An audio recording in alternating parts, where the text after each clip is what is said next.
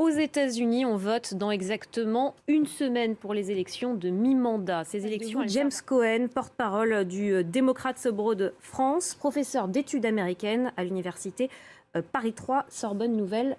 Bonsoir. Bonsoir. Le cadre est déjà donné, n'est-ce pas? On a déjà donné des démocrates perdants, mais je ne suis pas d'accord. Je pense que ce n'est pas du tout dit. Le Sénat peut être sauvé et la Chambre aussi.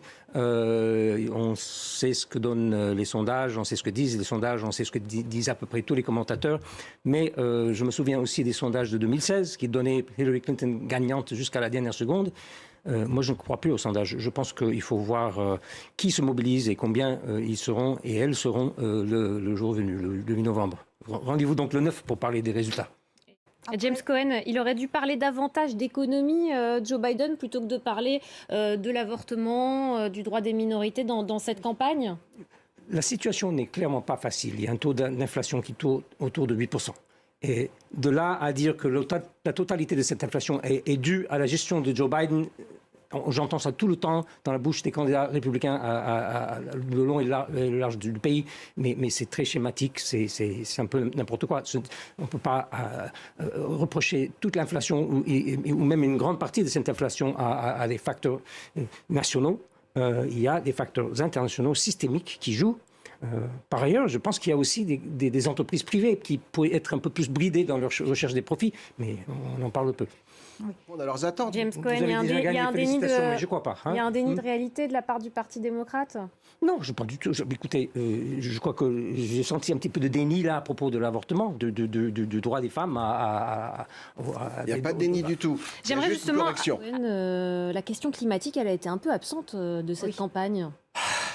Nous sommes, je pense, malgré les catastrophes. Les temps sont terribles. Nous sommes en pleine guerre en Europe, sur les bords de l'Europe, et ça affecte aussi la question énergétique. Il y a une recherche d'indépendance énergétique qui fait que la reconversion qui s'impose à terme est ralentie.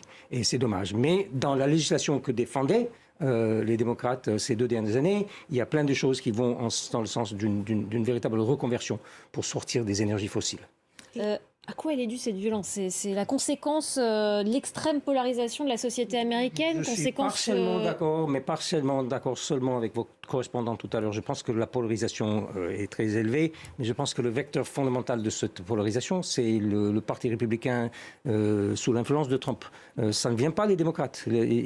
On invente, côté républicain, toutes sortes de problèmes polarisants. Et on invente des enjeux et on attribue aux démocrates toutes sortes de positions imaginées, mais la violence du propos et l'ambiance de soupçon, ça vient clairement d'un côté et pas de l'autre. Vous montrez que j'ai raison à chaque fois. On n'a pas encore évoqué les centaines de candidats républicains à l'échelle nationale qui nient les résultats des élections de 2020. Ils sont prêts à exercer le pouvoir. Ils seraient 300 à se présenter et à les primaires.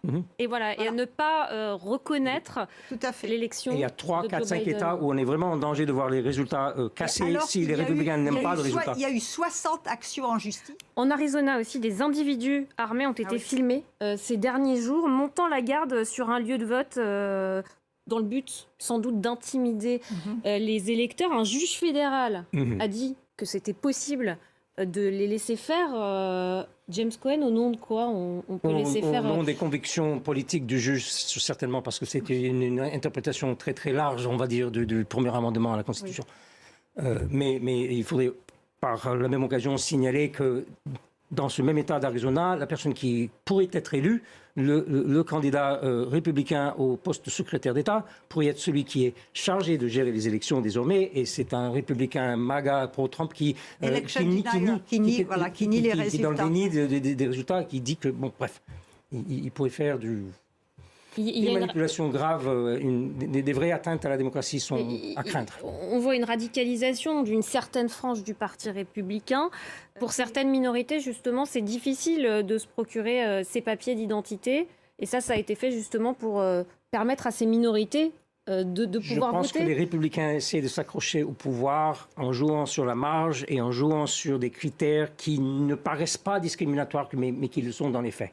En Floride, ils sont passés maîtres dans cet art-là. En Géorgie aussi. Au Texas, ils le font. Oui. C'est d'ailleurs ce qu'a dit la juge. Un dernier mot. Écoutez, les dés ne sont pas jetés. Rendez-vous encore une fois le 9 novembre pour voir quels sont les résultats. Je pense qu'on a déjà évoqué les risques qui sont gros, à mon avis, d'une perte d'une grande mesure de la démocratie qui nous reste. C'est pour ça que nous sommes dans cette bataille pour la défendre.